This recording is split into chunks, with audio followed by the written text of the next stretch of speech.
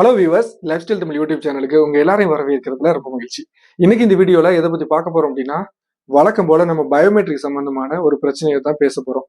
Biometric வந்து எல்லாரும் எடுக்கணும் அப்படின்ற 3 மாசம் கெடு கொடுத்தாங்க, ஓகே. ஆனா அதை எடுக்கிறதுக்கு எல்லாரும் தயாராகி வரும்போது அதுக்குண்டான வழிகளை சரியான முறையில அமைக்கல அப்படின்றதுதான் உண்மை. ஏன்னா பயோமெட்ரிக் எடுக்கணும் அப்படின்னு ஆர்வப்பட்டு எல்லாரும் அந்த அது கரெக்டா அந்த நேரங்கள்ல அப்பாயின்மெண்ட் எடுக்கணும்னு போனாக்க அந்த அப்பாயின்மெண்ட் எப்ப கரெக்டா முடியுதோ அந்த டைமிங்ல எடுக்கிற மாதிரி இருந்துச்சு. நோன்புல வந்து பாத்தீங்கன்னா பயோமெட்ரிக் இந்த இது சொல்ல ஆரம்பிக்கும் போதே நோன்பு வந்துருச்சு. நோன்புல ஷெட்யூல் ஆல்ரெடி 10 நாள் கொடுத்து 10 நாள்ல அந்த இது கொடுத்துக்கிட்டு இருந்தாங்க. அதிகமான அப்பாயின்மெண்ட் இருந்துகிட்டு இருந்துச்சு. அதுக்கப்புறம் பாத்தீங்கன்னா நோன்புல 4 ஷெட்யூல் தான் இருந்துகிட்டு இருந்துச்சு. 4 மணிக்கெல்லாம் க்ளோஸ். இப்ப நோன்பு முடிஞ்சிருச்சு, நார்மல் ஆயிடுச்சு. ஆனாலும் பாத்தீங்கன்னா பிரச்சனைகளா தான் இருக்கு. அப்பாயின்மெண்ட் எடுக்க முடியல. கரெக்ட்டா அந்த 6:55 வரைக்கும் அந்த வெப்சைட்டும் சரி, சகலும் ஓப்பன் ஆகி ஒர்க் ஆயிட்டு இருக்கு. ஆனா கரெக்ட்டா 7 மணி ஆகும்போது அந்த 5 நிமிஷத்துக்கு முன்னாடி 3 நிமிஷத்துக்கு முன்னாடி பார்த்தீங்கன்னா, அப்படியே ஸ்ட்ரக் ஆயிருது. நான் உங்களுக்கு ஸ்க்ரீன்ல வேணா காட்டுறேன். இந்த மாரி தான் காமிக்குது. யாருக்குமே எடுக்க முடியல. அடுத்த 2 நிமிஷம் கழிச்சு திரும்ப சுத்தி எல்லாம் இது பண்ணி வந்து கரெக்ட்டா பார்த்தோம் அப்படின்னாக்க, ஃபுல்லா ரெட் கலர்ல வருது. ஃபுல் ஆயிடுச்சு. இதுக்கு என்ன காரணம் அப்படின்னு தெரியுமா உங்களுக்கு? இதுல நீங்க நல்லா கவனிச்சிருந்தீங்க அப்படின்னா உங்களுக்கு புரியும். இந்த நோன்புக்கு முன்னாடி வரைக்கும் கரெக்டா வந்து 8ஆம் தேதி வந்து இது க்ளோஸ் ஆகுது. 8ஆம் தேதியோட அப்பாயின்மெண்ட் அதுக்கப்புறம் போட முடியாம எல்லாருமே அப்படியே ஸ்தம்பிச்சு போய் நின்னுகிட்டு இருந்தோம். அந்த 5 நாள் லீவ்ல வந்து அப்பாயின்மெண்ட் யாருக்குமே ஓப்பன் ஆகல. சரி 5 நாள் லீவ் முடிஞ்சு ஓப்பன் ஆகும் அப்படின்ற மாதிரி எதிர்பார்த்தப்போ 5 நாள் முடிஞ்சு அந்த ஒர்க்கிங் டே எப்போ ஓப்பன் ஆகுது? 14ஆம் தேதி ஒர்க்கிங் டே.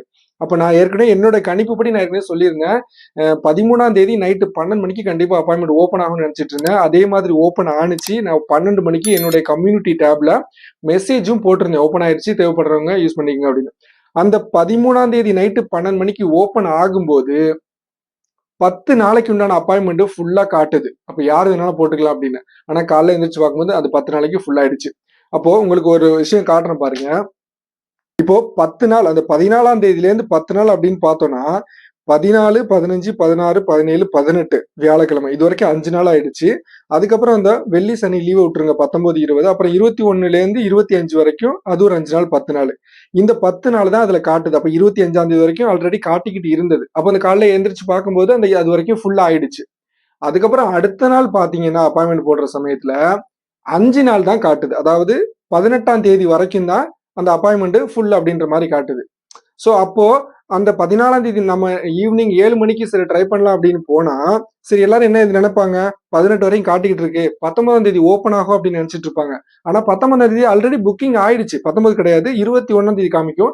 21ஆம் தேதி ஆல்ரெடி புக்கிங் ஆயிடுச்சு. எப்போ? அந்த 13ஆம் தேதி நைட்டு 12 மணிக்கு அந்த அப்பவே ஃபுல் ஆயிடுச்சு.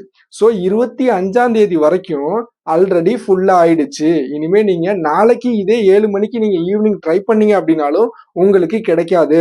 அப்போ 18ஆம் தேதி நாளைக்கு இன்னைக்கு ட்ரை பண்ணி கிடைக்கல.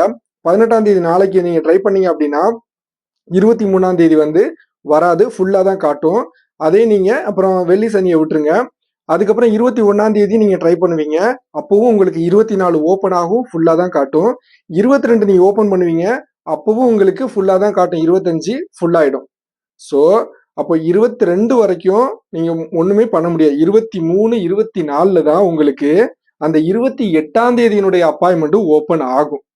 சோ அதனால 23ஆம் தேதி வரைக்கும் நீங்க பொறுத்து தான் ஆகணும். 23ஆம் தேதி தான் நீங்க ட்ரை பண்ண வேண்டியது.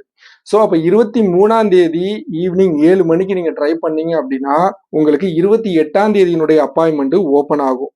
சோ அதனால 23ஆம் தேதி வரைக்கும் நீங்க அப்பாயின்மெண்ட் ட்ரை பண்ணாதீங்க. வேஸ்ட், உங்க டயத்தை வேஸ்ட் பண்ணாதீங்க. அதனால நாளைக்கும் சரி நாளை 18 நாளை 18லேருந்து 23ஆம் தேதி வரைக்கும் நீங்க வேஸ்டா அப்பாயின்மெண்ட்டுக்காக வேண்டி அந்த 7 மணிக்கு உட்கார்ந்து ட்ரை பண்ணாதீங்க. இவன் 7 மணிக்கு ட்ரை பண்ண சொன்னானே அப்படின்னு உட்காராதீங்க. அதனால 23ஆம் தேதி ஈவினிங் 7 மணிக்கு ட்ரை பண்ணி பாருங்க. உங்களுக்கு 28ஆம் தேதியினுடைய அப்பாயின்மெண்ட் ஓப்பன் ஆகும். அப்பதான் உங்களுக்கு அது பிளாங்கா காமிக்கும். அந்த டயத்துல அந்த மேபி 5, 10 நிமிஷத்துல அதுவும் ஃபுல் ஆயிடும். பாத்துக்கங்க. அதுக்கப்புறம் இவங்க இதுக்கெல்லாம் சொல்யூஷன் என்ன அப்படின்னு பாத்தீங்கன்னா, கவர்மெண்ட் தரப்புல இருந்து அதிகமான சென்டர்களை ஓபன் பண்ணணும். இல்ல அப்படின்னா ஃபுல்லா அந்த அப்பாயின்மெண்ட் வந்து எப்போ வேணாலும் புக் பண்ற மாதிரி ஃபுல் ஓபன்ல விட்டாங்க மட்டும்தான் இது வந்து இதுக்கு உண்டான ஒரு தீர்வு கிடைக்கும். எல்லாருமே சகஜமா அப்பாயின்மெண்ட் எடுத்து நார்மலா போய் பயோமெட்ரிக் எடுக்க முடியும். சோ அதுக்குமே சீக்கிரமே அதுக்குண்டான ஏற்பாடுகள் செய்வாங்க அப்படின்னு எதிர்பார்க்கலாம். அதனால இப்ப வந்து கொஞ்சம் பொறுமையா இருங்க. இப்ப நான் சொன்னது இப்ப நீங்க எல்லாமே வந்து என்னடா இவன் 7 மணிக்கு போட சொன்னானே வரமாட்டேதே அப்படின்றா ரொம்ப பதட்டத்துல ரொம்ப இதுல இருப்பீங்க. அதுக்காக நான் சொன்ன விஷயங்கள் உங்களுக்கு தெளிவா புரிஞ்சிருக்கும்னு நினைக்கிறேன். புரியாதவங்க திரும்ப ஒரு தடவை இந்த வீடியோ ரிவைண்ட் பண்ணி பாருங்க. உங்களுக்கு நல்லா தெளிவா புரியும் நான் சொல்ல வர விஷயம். அதனால இப்ப நீங்க வந்து 23ஆம் தேதி வரைக்கும் ட்ரை பண்ணாதீங்க. வேஸ்ட் உங்க டைம். அதனால இந்த தகவல் உங்களுக்கு பயனுள்ளதா இருந்திருக்கும்னு நினைக்கிறேன். இந்த தகவல் சம்பந்தமான கருத்துக்கள், சந்தேகங்கள் எதுவா இருந்தாலும் மறக்காம கமெண்ட் பாக்ஸ்ல தெரியப்படுத்துங்க.